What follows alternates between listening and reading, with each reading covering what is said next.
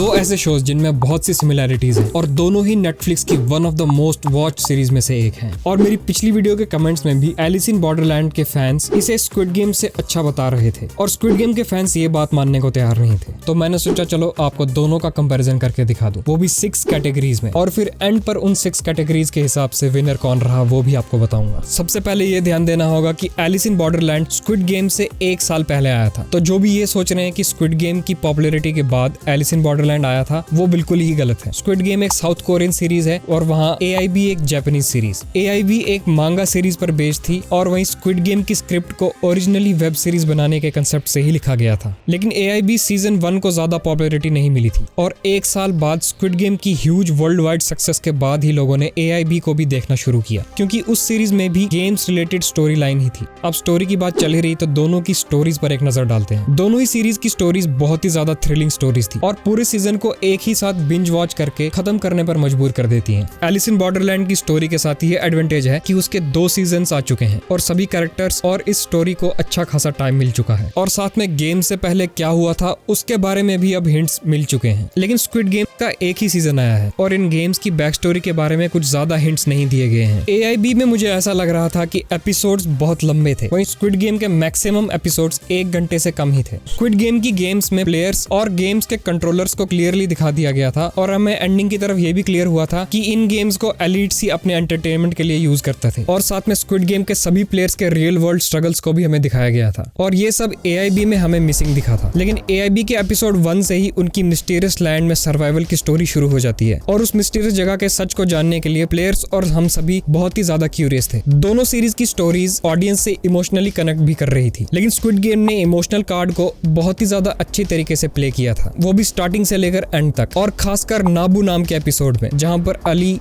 इल्लाम और नाइयोन जैसे favourite characters की डेथ भी हुई थी। बहुत से प्लेयर्स ने अपने फ्रेंड्स को खोया था और साथ में हमारे बहुत से फेवरेट कैरेक्टर्स भी शॉकिंगली मारे गए थे। लेकिन AIB में ज्यादा फोकस कैरेक्टर्स पर रखा गया था, तो इस कैटेगरी की मेरी चॉइस एलिस इन बॉर्डरलैंड ही है। लेकिन स्क्विड गेम की स्टोरी को भी मैं सिर्फ 1 या 2 पॉइंट ही कम रखूंगा, क्योंकि एलिस इन बॉर्डरलैंड के पास ये एडवांटेज थी कि उसके 2 सीजन ऑलरेडी आ चुके थे और स्क्विड गेम का भी दूसरा सीजन आना बाकी है। वैसे कमेंट्स में भी आप कैटेगरी वाइज इन दोनों सीरीज में से अपनी चॉइस भी बताना। स्टोरी के बाद अब बात करते हैं दोनों सीरीज के एंडिंग और ट्विस्ट्स की।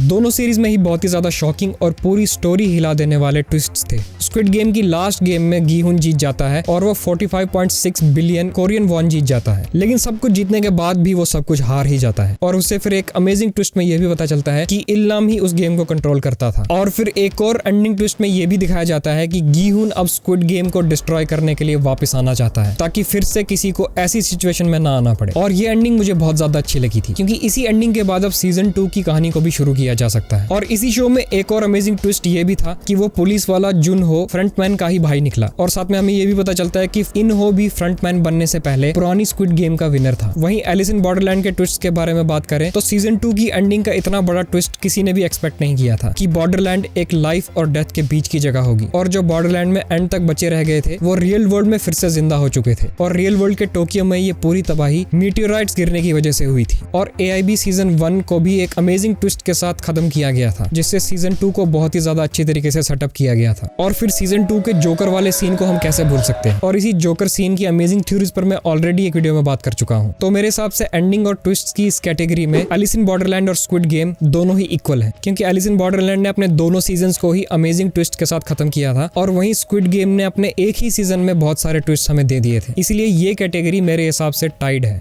अगली कैटेगरी है कैरेक्टर्स की। इन दोनों सीरीज में ही मल्टीपल कैरेक्टर्स हमें दिखाए गए हैं, लेकिन स्क्विड गेम ने अपनी इस मल्टीपल कैरेक्टर्स की स्टोरी को हमें बहुत ही ज्यादा अच्छे तरीके से दिखाया, और वो भी सिर्फ एक ही सीजन में। गीहुन और सांगवू जैसे कैरेक्टर्स तो एंड तक हमारे साथ रहे थे, लेकिन बाकी कैरेक्टर्स भी इतनी अच्छी तरह दिखाए गए थे कि उन्हें हम अभी तक भुला नहीं पाए हैं, चाहे वो फिर अली का कैरेक्टर हो या फिर नाई योंग का, वहीं सेब्योक और उसके भाई की सैड स्टोरी हो, या फिर इल्लाम के कैरेक्टर की शॉकिंग स्टोरी, उसके बाद इन हो और फ्रंटमैन जुन हो का कनेक्शन, और फिर गीहुन का केयरलेस कैरेक्टर से एक इमोशनली डैमेज कैरेक्टर बनना, और फिर कैसे वो एंड पर एक रिवेंजफुल हीरो की तरह सामने आता है, ये भी हमें देखने को मिला। एलिस इन बॉर्डरलैंड के कैरेक्टर्स में भी कमी नहीं थी, लेकिन अगर दोनों को कंपेयर किया जाए तो स्क्विड गेम ने अपने कैरेक्टर्स को ज्यादा टाइम दिया था और इसीलिए वो हमसे ज्यादा कनेक्ट कर पाए थे, और इसीलिए मुझे लगता है कि इस कैटेगरी में स्क्विड गेम क्लियर विनर है। अब बात करते हैं दोनों सीरीज की गेम्स की। दोनों ही सीरीज में रियल वर्ल्ड की जैसी ही गेम्स को खेला गया था, बस फर्क सिर्फ इतना था कि जो उन गेम्स को हारा वो जाएगा मारा। और इन्हीं रूल्स की वजह से दोनों ही सीरीज में हर एक गेम में टेंशन बहुत ही ज्यादा हाई थी। एलिस इन बॉर्डरलैंड की किंग ऑफ स्पेड्स और क्वीन ऑफ हार्ट्स वाली गेम तो ऐसी थी जिसमें ऐसा लग रहा था कि कोई भी नहीं जीत सकता, लेकिन एंड पर प्लेयर जीत ही गए।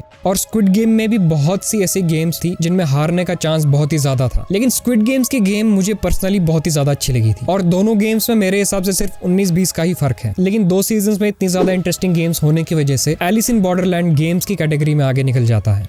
अगली कैटेगरी है फ्यूचर सीजन्स की। एलिस इन बॉर्डरलैंड के 2 सीजन्स आ चुके हैं और ये स्टोरी एक अच्छी जगह आकर खत्म हो चुकी है। और जिस मांगा सीरीज पर ये वेब सीरीज बेस्ड थी वो भी ओरिजिनली यहीं पर एंड हुई थी। हाँ, लेकिन बाद में उस मांगा सीरीज को एक्सटेंड भी किया था। वैसे अभी तक 3rd सीजन अनाउंस तो नहीं हुआ है, बट मेरे हिसाब से अगला सीजन ना ही आए तो अच्छा होगा। और वहीं स्क्विड गेम की ह्यूज सक्सेस के बाद इसका 2nd सीजन अनाउंस हुआ था, जो कि 2024 से पहले रिलीज नहीं होगा। और हम सभी ये देखने के लिए बहुत ही ज्यादा एक्साइटेड हैं कि अब गी हुन आगे क्या करेगा और क्या इन होस्ट जिंदा है, और साथ में ये गेम्स शुरू कैसे हुई थी उसके बारे में भी हम सभी को जानना है। इसलिए स्क्विड गेम का फ्यूचर मुझे AIB के फ्यूचर से ज्यादा ब्राइट लग रहा है, और इसलिए इस कैटेगरी की विनर है स्क्विड गेम सीरीज। सभी कैटेगरीज में ओवरऑल विनर कौन रहा उससे पहले कमेंट्स में मुझे कैटेगरी वाइज आप भी अपने विनर्स बताना मत भूलना। और अब सभी कैटेगरीज के रिजल्ट्स को देखा जाए तो एलिस इन बॉर्डरलैंड स्टोरी और गेम्स की कैटेगरी में विनर रहा, वहीं स्क्विड गेम कैरेक्टर्स और फ्यूचर सीजन्स की कैटेगरी में विनर रहा, और एंडिंग और ट्विस्ट की कैटेगरी में दोनों ही सीरीज टाइड रही। तो मेरी इस वीडियो के हिसाब से ये दोनों ही सीरीज इन 6 कैटेगरीज में बराबर रही, लेकिन स्क्विड गेम के सीजन 2 के आने के बाद ही पता चलेगा कि आखिर असली विनर कौन रहेगा। स्क्विड गेम सीजन 2 के टीजर की हिडन डिटेल्स को देखने के लिए यहाँ पर क्लिक करो। तो आज की वीडियो में इतना ही दोस्तों, अगली वीडियो तक के लिए take care and keep enjoying.